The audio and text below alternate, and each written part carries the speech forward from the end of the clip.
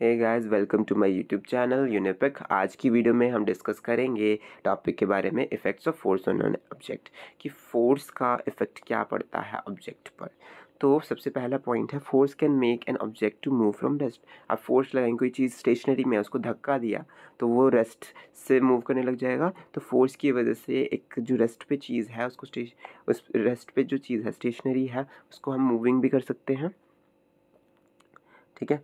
फिर second point है, force can stop a moving object. कोई मूव कर रहा है, जैसे फुटबॉल आई आपके पास तो आप रोक लेंगे पैर से, ड्रिबलिंग करते हो तो आप जैसे मूव जो रेस्ट पे भी चीज़ें होती है उसको क्या करते हैं, मूविंग कर सकते हैं, या मूविंग चीज़ों को स्टॉप भी कर सकते हैं। तो ये भी इफेक्ट है फोर्स का एक। थर्ड पॉइंट है, force can change the speed of the object if it is moving. तो स्पीड भी चेंज कर सकती है ऑब्जेक्ट्स की। वही बॉल का एग्जांपल ले लो, ठीक है। बॉल इतनी तेज़ी से आई तो आप उसकी चेंज कर सकते हो स्पीड, या तो अब आप पे डिपेंड करता है आप कितनी जोर की किक मारोगे। बहुत ज़्यादा किक मारोगे तो स्पीड ज़्यादा होगी, थोड़ा कम किक मारोगे तो स्पीड कम होगी। तो जो मूविंग ऑब्जेक्ट्स की स्पीड को भी चेंज किया जा सकता है with the help of the forces, ठीक है। Forces can change the direction of motion of the object. Direction भी चेंज कर सकती है। कोई भी ऑब्जेक्ट मोशन से तुम्हारे पास आ रही है तो उसकी डायरेक्शंस को भी चेंज किया जा सकता है, ठीक है। कि अगर किसी ने आपको फुटबॉल पास करवाई है, यहाँ से आप किक मार के उसको दूसरी डायरेक्शन से भी कर सकते हो, ठीक है। यहाँ पे भी कर सकते हो, यहाँ पे भी कर सकते हो, ठीक है। Force can change the shape of this object. तो जो भी है फोर्स चेंज भी कर सकता है ऑब्जेक्ट्स की शेप को। जैसे कि आप कोई डो है तो वो आप फोर्स लगाते हैं, अप्लाई करते हैं तो वो उसकी क्या चेंज होती है। अब ये देखिए, रोटी बेलना, ठीक है, ये भी फोर्स अप्लाई की है और उसकी शेप चेंज होती चली जा रही है। और एक या एक से ज़्यादा इफेक्ट्स भी हो सकते हैं फोर्सेस की वजह से, ठीक है। तो आप एग्जाम्पल देख सकते हैं, कार पुश करना, बॉल को पकड़ना, साइकिलिंग करना, बैटिंग बॉलिंग, एंड देन रोटी बनाना। तो ये सारे क्या है, एग्जाम्पल है, ये इफेक्ट्स हैं फोर्सेस के।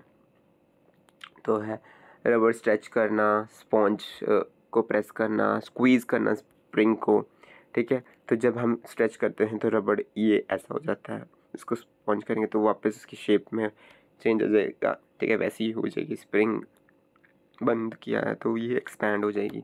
तो an object that will return to its original shape और size after being squeeze, press, twist or stretch is elastic. तो क्या होता है, कुछ ऑब्जेक्ट्स ऐसे होते हैं कि किसी चीज़ को हमने क्या किया, स्क्वीज़ किया, जैसे इसमें हम स्क्वीज़ कर रहे हैं, ट्विस्ट किया, ठीक है, ट्विस्ट इसमें करें या स्ट्रेच किया, तो उसका कोई वो ओरिजिनल शेप या साइज़ में आ जाता है तो उसको क्या बोलते हैं, इलास्टिक। जो भी स्ट्रेच, प्रेस और ट्विस्ट करने के बाद ओरिजिनल शेप में आ जाए तो उसको क्या बोलेंगे, इलास्टिक बोलते हैं, ठीक है। ये भी चीज़ आपको पता होनी चाहिए। दूसरा है ड्रॉप ऑफ ग्लासेस, ठीक है। तो ग्लास ड्रॉप करेंगे तो क्या होगा, ये चीज़ पता होनी चाहिए। टेयर करेंगे वेस्ट तो क्या होगा, क्रश करेंगे एम्प्टी कैन को तो क्या होगा। तो जब हमने ड्रॉप किया ग्लास तो ये ऐसे टूट गया, ये फाड़ा तो ये फट जाएगा, और ये क्रश किया तो ये क्रश हो जाएगा। तो an object with that will not return two is original shape size after being squeezed, pressed और ट्विस्टेड और स्ट्रेच इज कॉल्ड इनइलास्टिक। तो ये जो भी इलास्टिक का उल्टा है, किसी ऑब्जेक्ट को हमने क्या किया है, स्क्वीज़ किया है, प्रेस किया है, ट्विस्ट किया है, स्ट्रेच किया है, और वो अपनी ओरिजिनल शेप और साइज़ पे नहीं आया है तो उसको बोलेंगे इन इलास्टिक, और जो आ जाता है उसको बोलते हैं इलास्टिक। तो आई होप आपको इन इलास्टिक और इलास्टिक में डिफरेंस क्लियर हुआ होगा, और जो इफेक्ट ऑफ फोर्सेस जो भी ऑब्जेक्ट्स में होती हैं वो भी क्लियर हुआ होगा। तो अगर आपको मेरी वीडियो पसंद आई तो लाइक कीजिए और मेरे चैनल को सब्सक्राइब कीजिए। Thank you for watching it.